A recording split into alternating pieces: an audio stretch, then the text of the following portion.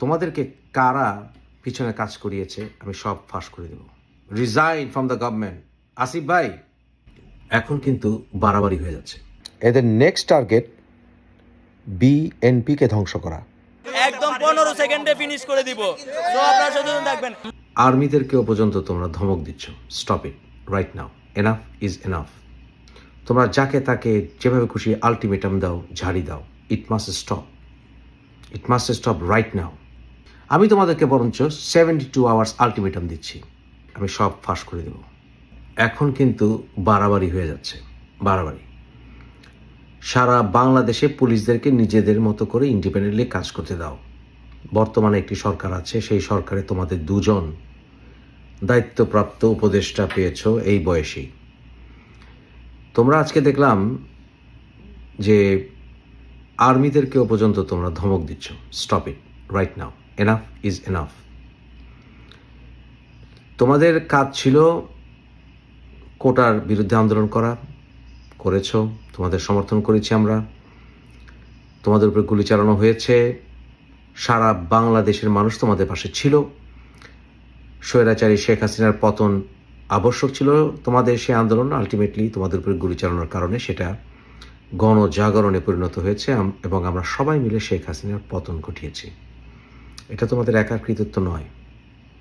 আমি ঘুরিয়ে পেঁচিয়ে কথা বলতে পারি না। তোমাদের কথার টোন আমার ভালো লাগছে না, আমাদের ভালো লাগছে না। তোমরা যাকে তাকে যেভাবে খুশি আলটিমেটাম দাও, ঝাড়ি দাও। It must stop. It must stop right now. তোমরা সরকার এভাবে প্রভাবিত করতে পারবে না। বাংলাদেশের প্রতিটা বিষয় এভাবে তোমরা নাক গলাতে পারবে না। তোমরা রাজনৈতিক দল নাও, আর রাজনৈতিক দল হলেও এই অধিকার তোমাদেরকে কেউ দেয়নি। Stop it right now. এই বিপ্লবের সম্পূর্ণ গৌরব তোমাদের নয়, আংশিক গৌরব। এই গৌরব আমাদের সবার, কিন্তু এর অর্থ এই নয় তোমাদেরকে মাতব্বরি করতে দেব। তোমাদের বিরুদ্ধে অনেক নালিশ আসছে এবং তোমরা বলছো তোমাদের কমিটির নামে এটা করছে, ওটা করছে। I don't care, we don't care.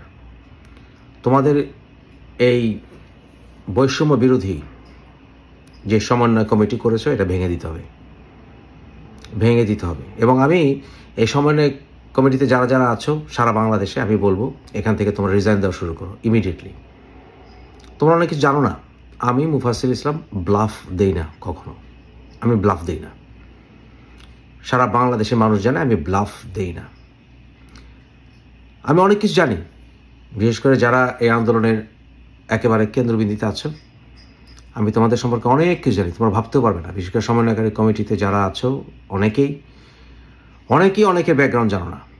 তোমরা সমন্বয়কারী অনেকেই বিভিন্ন ব্যাকগ্রাউন্ড থেকে এসছো, কিন্তু অনেকে আবার অনেকের ব্যাকগ্রাউন্ড জানো না।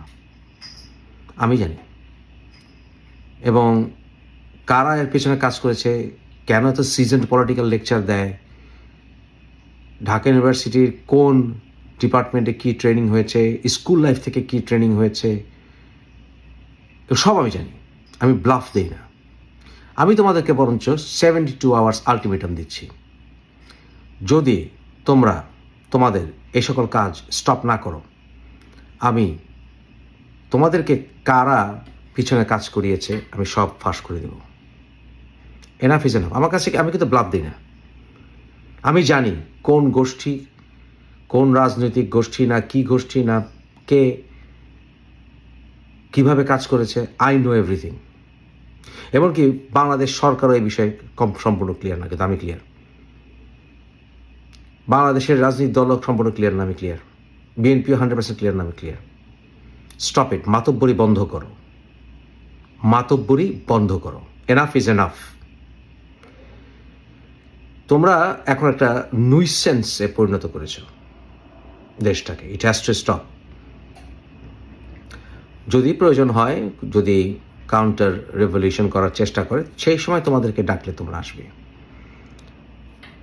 রাষ্ট্রীয় কাজের এবং দেশের কাজের স্টপ ইট। এবং বাংলাদেশ সরকারকেও বলছি, ডক্টর ইউনূসের দৃষ্টি আকর্ষণ করছি, স্যার আপনার সরকারে কি ফাইজলামি শুরু হয়েছে? যে দুইটা বাচ্চা ছেলেকে বসিয়ে এক একজনকে দুইটা দুইটা করে মন্ত্রণালয় দিয়ে দিয়েছেন, একেবারে গুরুত্বপূর্ণ মন্ত্রণালয়। ক্রীড়া মন্ত্রণালয় বুঝলাম, তারপর